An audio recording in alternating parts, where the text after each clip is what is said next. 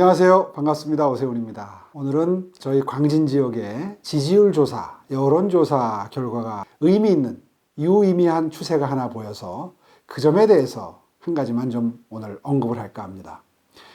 뭐냐 하면요, 20대의 지지율입니다.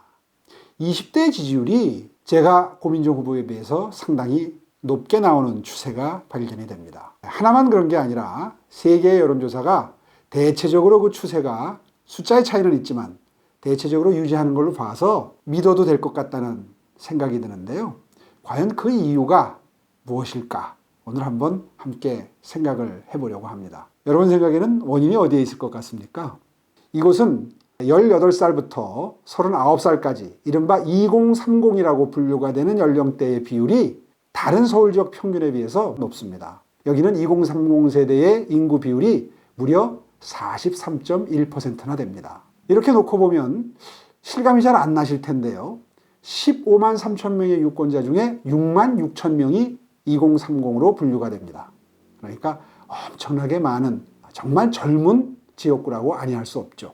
제가 보기에는요, 이 20대, 30대의 생각의 변화에 영향이 있는 것 같습니다. 저는 우리 청년들이 굉장히 현명해졌다라고 분석을 합니다. 왜냐하면요, 문재인 정부 지난 3년 동안의 성적표를 보면 분명히 반청년, 다시 말해서 청년들에게 매우 손해되는 정책들만을 펴왔다.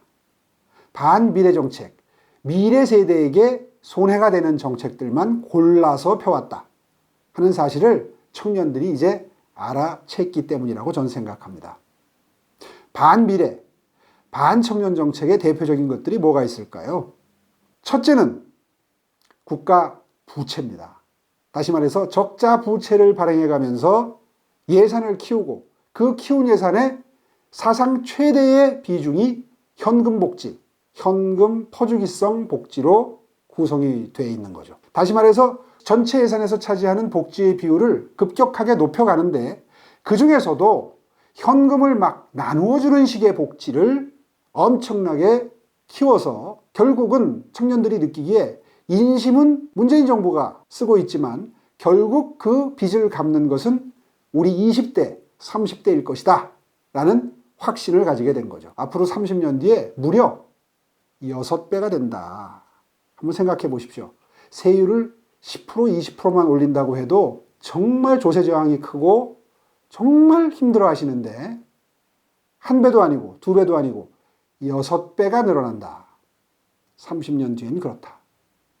이건 20대도 30대도 다 똑같이 느껴야 될 부담입니다. 두 번째는 그 구체적인 빚, 이것이 적자 국채 발행으로 나타난다는 겁니다. 작년 말에 500조가 좀 넘는 1년 예산을 확정하면서 정부에서 발표하기를 내년도에는, 그러니까 올해에는 약 60조 정도의 적자 국채를 발행하겠다라는 발표를 했습니다. 많은 전문가들이 우려를 했죠. 국가 부채 비율이 전체 예산 비중의 40%를 넘게 되면 이거는 도를 지나치는 거다라는 게 일반적인 기준이고요. 문재인 대통령조차도 대통령 되기 전에는 40%를 넘긴다는 거에 대해서 우려를 하고 공격을 하고 하는 소재로 썼었습니다.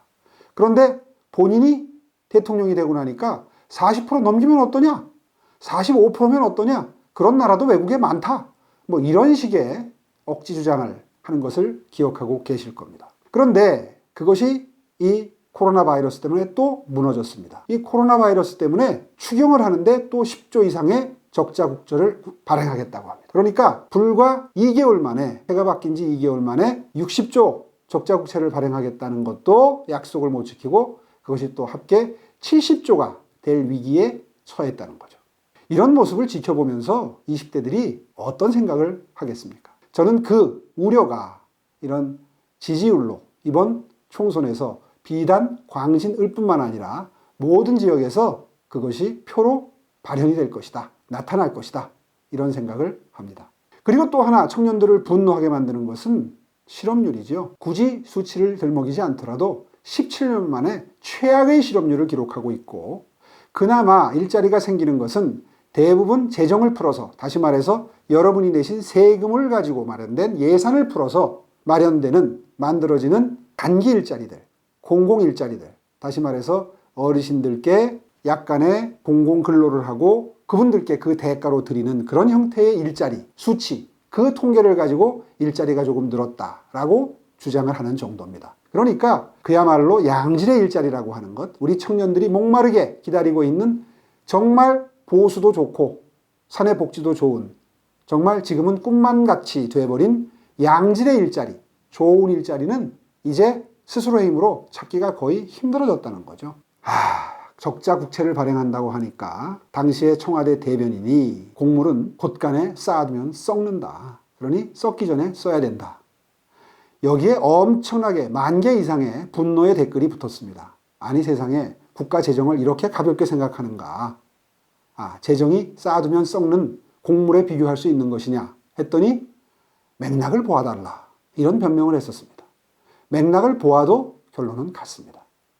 국민들이 낸 예산, 재정을 한마디로 말해서 가볍게 본다는 인식이 그대로 드러났던 거죠. 그러면서 설명한 걸 보니까 나라의 경제 상태가 수치가 괜찮다는 겁니다.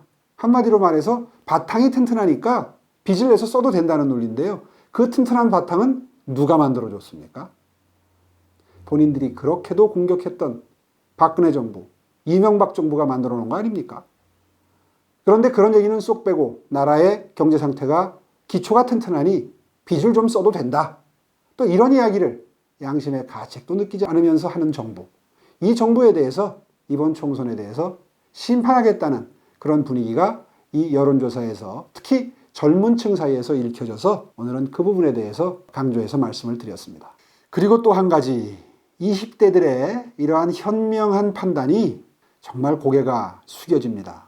아마 한 사람 한 사람 인생을 설계해야 될 시점, 그 연배에서 많은 고민을 한 결과라고 저는 생각을 하고요. 또 한 사람 한 사람 본인의 미래를 위해서 많은 투자를 해야 되는 여러분들의 고민, 이것이 저한테 절절하게 다가옵니다.